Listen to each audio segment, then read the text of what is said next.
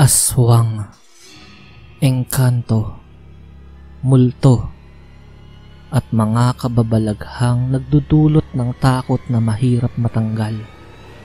Subalit nang iniwan niya ako, ay mas natakot na akong magmahal.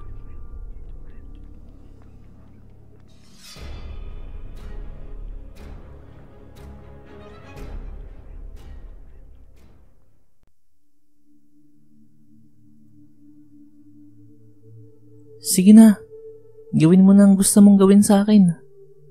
Magpaasawa ka. Hindi ko na hinayaan pang madugtungan ang paglilita niya ni Inday. Mabilis ko itong sinibasib ng halik sa kanyang leeg at inihiga sa nitsyong naroon sa dulong bahagi ng sementeryo na nahaharangan ng nagtataasang mga pader at malalagong dahon ng mga puno. Nagpakasawa ako sa leeg nito. Sinamsam ko ng maigi ang natural niyang samyo na hindi maubos-ubos. Basang-basa ng laway ang leeg niya na kumalat na hanggang sa kanyang dibdib bago ko baybayin ang kanyang tenga pagkapang sa pisngi hanggang sa matuntun ko ang kanyang labi.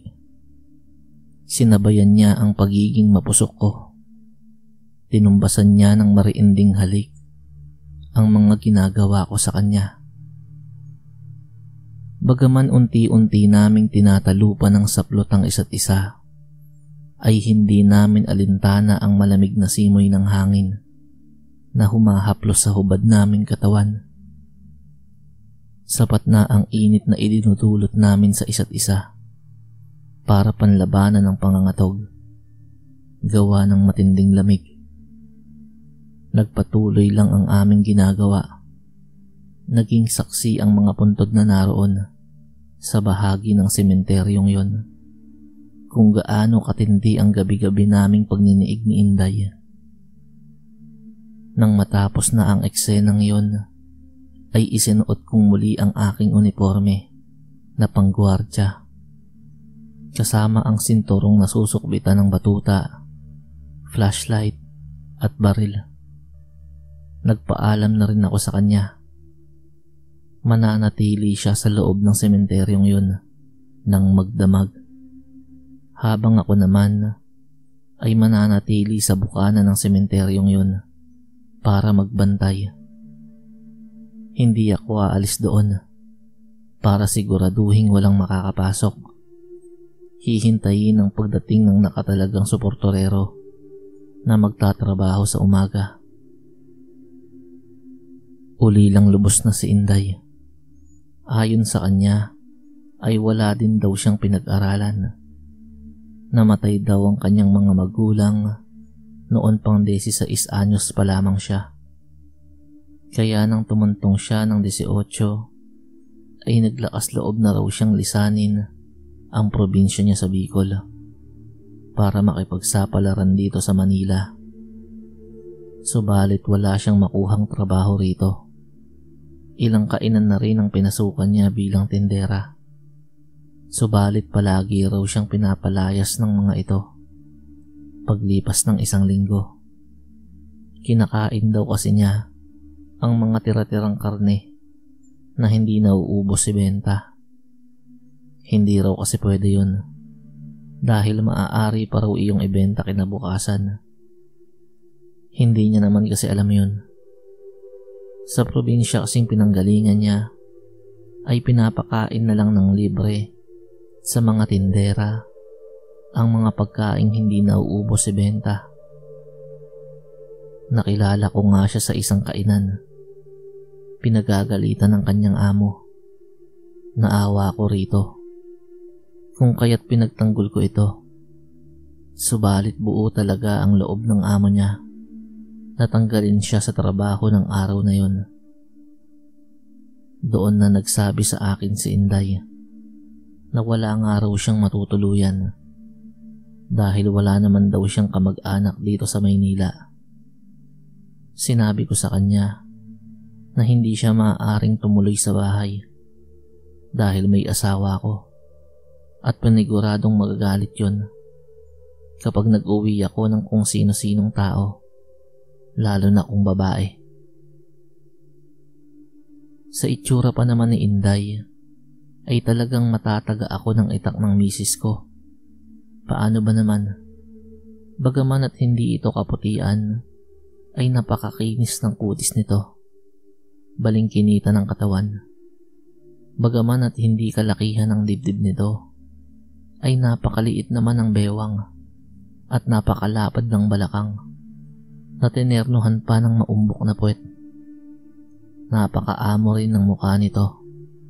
Manipis na labi, maliit at matangos na ilong at nangungusap na mga mata. Napakaganda nito, kundi nga lang dahil sa malaking balat nito sa kaliwa niyang pisngi. Hindi talaga uubrang iuwi ko ito sa bahay, kaya isang ideya ang pumasok sa isip ko. Patutuloyin ko na lang ito sa sementeryong binabantayan ko. Total ay hindi naman ako nagpapapasok ng tao sa loob ng sementeryong yun kapag gabi. Sa umaga naman ay maaari siyang magkunyaring bumibisita lamang sa mga puntod na naroon. Unang gabi pa lamang ay labis na ang pagpapasalamat sa akin ni Inday.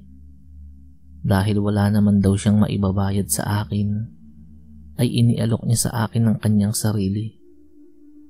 Natuwa naman ako sa tagpong yun dahil napakaaga niyang ibinunyag ang pagiging mainit niya. Doon na nga nagsimula ang lahat at nasundan pa ng gabi-gabing kababalaghan na pinaggagawa namin sa isang parte ng sementeryong yun. Isang araw, papagabi na yun at papaalis na ang suportorerong nakatalaga sa pang-umagang gawain. Tuwang-tuwa pa itong umuwi dahil malaki ang kinita niya sa araw na yun. May ibinilin pa ito bago lumisan.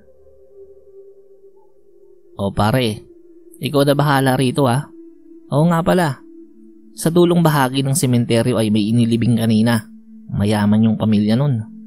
Malamang sa malamang na isang linggong may dalaw ang puntod na yun. Dapat na hindi masisira ang puntod nun ng mga galang hayop dahil paniguradong isang linggong may dadalaw doon. Pakiikutan na lang.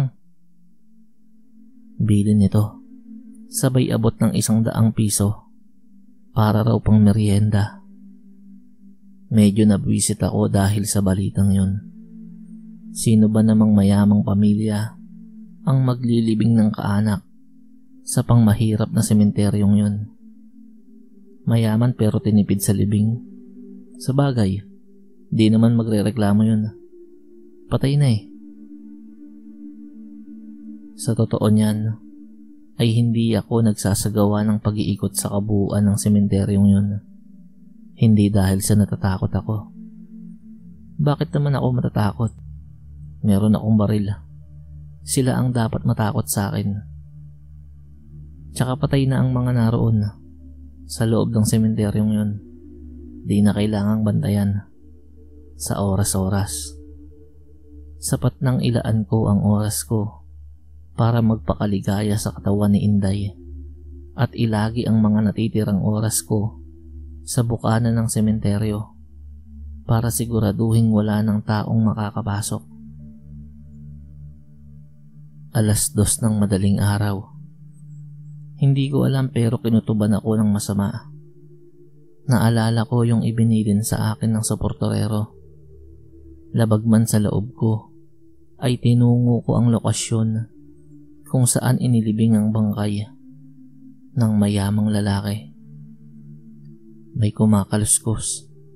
Kailangang bugawin ko kung anumang hayop ang magtangkang sumira sa bagong sementong takip ng puntod. Kinuha ko ang flashlight na nakasukbit sa aking sinturon at inilawan ang posisyon ng puntod. At laking gulat ko sa nakita ko. Tanggal na ang takip ng bagong sementong puntod. At sa gilid noon ay may isang nilalang. Bagaman nakasuot ito ng damit, ay kitang-kita ko ang makakapal na balahibo nito sa mga bisig at binti. Matutulis din ang mga kuko nito. Sa kanyang mga daliri, isang aswang. Nilalantakan nito ang bangkay ng mayamang lalaking bagong libing. Madali kong dinukot ang baril ko sa aking tagiliran para paputukan ito. Subalit hindi ko pa man na itututok dito ang aking baril, ay bigla itong humarap sa akin. Nagkasalubong ang aming mga paningin. Bagaman bahagyang nakausli, ang nguso ng aswang na yon ay pamilyar ang kanyang muka. Hindi ako maaaring magkamali. Ang aswang na yun ay si Inday. Pinagtibay ng katotohanan yon ang kanyang malaking balat sa kaliwa niyang pisngi.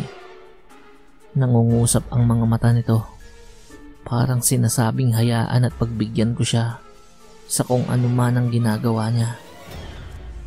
Ibinalik ko sa pagkakasukbit sa aking tagiliran ng aking baril.